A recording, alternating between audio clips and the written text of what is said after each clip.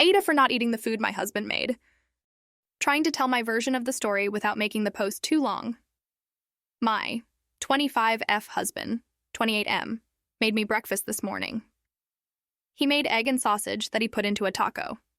I sat down to eat and added some salsa that was on the counter onto the taco. For context, we were with my mother-in-law, so I don't really know how long the salsa had been there, and in retrospect, I probably should have asked someone before adding it to my food. My husband tells me that I really shouldn't have done that because the salsa wasn't good.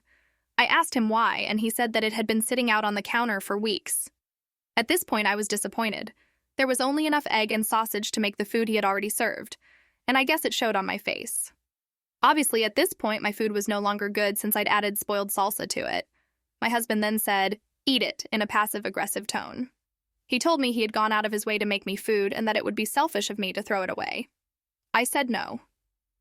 He then got upset and repeated several times that it was a rude move for me not to eat it, asking me repeatedly, "You're really not going to eat it?" He said I was acting like a child and being immature for refusing to eat it. We were in front of my in-laws, so I tried not to escalate the situation. I didn't go into full detail about why I wasn't eating it.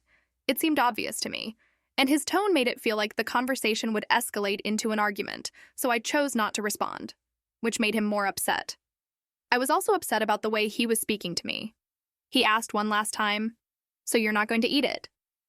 I told him no, and then he said, "This is how kids act.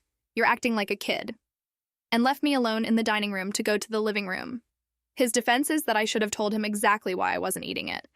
I have, on past occasions, gotten upset with him and refused food, but in this situation, I thought the reason was obvious.